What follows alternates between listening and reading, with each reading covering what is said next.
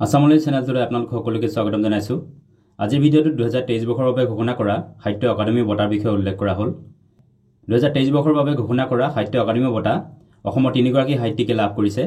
এই সাহিত্যিক তিনিগৰাকী হ'ল ডক্টৰ প্ৰণৱজ্যোতি ডেকা, নন্দেশ্বৰ দৈমাৰী আৰু যুতবীৰ ৰাণা। অসমীয়া ভাষাত ডক্টৰ প্ৰণৱজ্যোতি ডেকাই তেখেতৰ ডক্টৰ প্ৰণৱজ্যোতি ডেকাৰ শ্ৰেষ্ঠ গল্প নামৰ চুটি গল্প সংকলন পুথিখনৰ কাৰণে সাহিত্য একাডেমী বঁটা লাভ কৰিছে।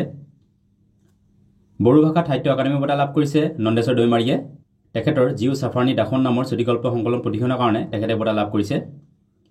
নেপালী ভাষাত সাহিত্য একাডেমী বঁটা লাভ কৰিছে যুতবীৰ ৰাণাই। তেখেতৰ নেপালী লোকসাহিত্য ৰা লোক সংস্কৃতিকো পৰিচয় নামৰ নিবন্ধ পুথিখনৰ কাৰণে তেখেতে বঁটা লাভ কৰিছে। হিন্দী ভাষাত সাহিত্য একাডেমী বঁটা লাভ কৰিছে সঞ্জীৱে। তেখেতৰ মুজে পেহচানা নামৰ উপন্যাসখনৰ কাৰণে তেখেতে বঁটা লাভ কৰিছে। বেংগলী ভাষাত সাহিত্য একাডেমী বঁটা লাভ কৰিছে স্বপ্নময় চক্ৰৱৰ্তীয়ে।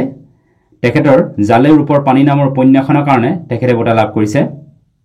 মণিপুৰী ভাষাত সাহিত্য একাডেমী বঁটা লাভ কৰিছে সৰখাইবাম গাম্ভিনীয়ে। তেখেতৰ য়াচাংবা নাং হালু নামৰ কাব্য গ্ৰন্থখনৰ কাৰণে তেখেতে বঁটা লাভ কৰিছে। ইংৰাজী ভাষাত সাহিত্য একাডেমী বঁটা লাভ কৰিছে নীলম চৰণ গৌড়ে। তেখেতৰ ৰেকুইম ইন ৰাগা জানকী নামৰ উপন্যাসখনৰ কাৰণে তেখেতে বঁটা লাভ কৰিছে।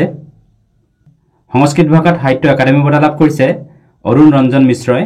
তেখেতৰ শূন্যই মেঘ গানম নামৰ কাব্য গ্ৰন্থখনৰ কাৰণে তেখেতে বঁটা লাভ কৰিছে। উড়িয়া ভাষাত সাহিত্য একাডেমী বঁটা লাভ কৰিছে আশুতোষ পৰিদাই। তেখেতৰ অপ্ৰস্তুত মৃত্যু নামৰ কাব্য গ্ৰন্থখনৰ বাবে তেখেতে বঁটা লাভ কৰিছে। গুজৰাটী ভাষাত সাহিত্য একাডেমী বঁটা লাভ কৰিছে বিনোদ যোশীয়ে। তেখেতৰ ছয়ৰন্ধী নামৰ কাব্য গ্ৰন্থখনৰ বাবে তেখেতে বঁটা লাভ কৰিছে। ৰাজস্থানী ভাষাত সাহিত্য একাডেমী বঁটা লাভ কৰিছে গাজে সিং ৰাজপুৰোহিতে। তেখেতৰ পালাকাটি প্ৰীত নামৰ কাব্য গ্ৰন্থখনৰ বাবে তেখেতে বঁটা লাভ কৰিছে। পাঞ্জাবী ভাষাত সাহিত্য একাডেমী বঁটা লাভ কৰিছে স্বৰ্ণজিৎ ছাভিয়ে। তেখেতৰ মানডিচিত নামৰ কাব্য গ্ৰন্থখনৰ কাৰণে তেখেতে বঁটা লাভ কৰিছে। মাৰাঠী ভাষাত সাহিত্য একাডেমী বঁটা লাভ কৰিছে কৃষ্ণা টখোটে। তেখেতৰ ৰিংগান নামৰ উপন্যাসখনৰ বাবে তেখেতে বঁটা লাভ কৰিছে। তেলেগু ভাষাত সাহিত্য একাডেমী বঁটা লাভ কৰিছে টি পতঞ্জলি শাস্ত্ৰীয়ে।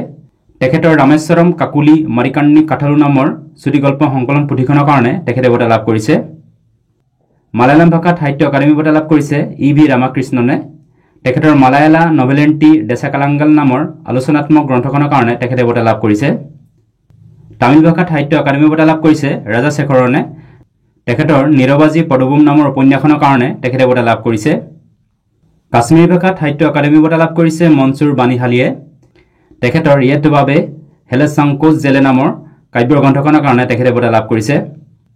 ডগৰী ভাষাত সাহিত্য একাডেমী বঁটা লাভ কৰিছে বিজয় বাৰ্মাই।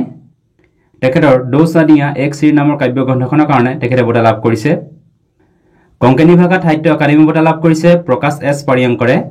তেখেতৰ ৱাৰ্চেল নামৰ চুটি গল্প সংকলন পুথিখনৰ কাৰণে তেখেতে বঁটা লাভ কৰিছে। সিন্ধি ভাষাত সাহিত্য একাডেমী বঁটা লাভ কৰিছে বিনোদ আছুদানীয়ে। তেখেতৰ সাধু পাকৰি যায় নামৰ কাব্য গ্ৰন্থখনৰ বাবে তেখেতে বঁটা লাভ কৰিছে। উৰ্দু ভাষাত সাহিত্য একাডেমী বঁটা লাভ কৰিছে ছাদ্দিক নৱাব চহৰে। তেখেতৰ ৰাজদেৱ কি আমৰাই নামৰ উপন্যাসখনৰ কাৰণে তেখেতে বঁটা লাভ কৰিছে। মেইথিলী ভাষাত সাহিত্য একাডেমী বঁটা লাভ কৰিছে বাসুকীনাথ ঝাই।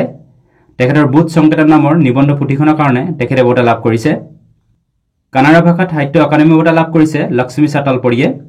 তেখেতৰ মহাভাৰত অনুসন্ধানদা ভাৰত য়াত্ৰে নামৰ নিবন্ধ পুথিখনৰ কাৰণে তেখেতে বঁটা লাভ কৰিছে। সান্থালী ভাষাত সাহিত্য একাডেমী বঁটা লাভ কৰিছে তাৰাসিন বাস্কিয়ে। তেখেতৰ জাবা বাহা নামৰ চুটি গল্প সংকলন পুথিখনৰ কাৰণে তেখেতে বঁটা লাভ কৰিছে। ভিডিঅ'টো চোৱাৰ বাবে ধন্যবাদ। যদি ভিডিঅ'টো ভাল লাগিলে লাইক কৰিবলৈ লগতে চেনেলটো ছাবস্ক্ৰাইব কৰি ল'বলৈ অনুৰোধ জনালোঁ। ধন্যবাদ।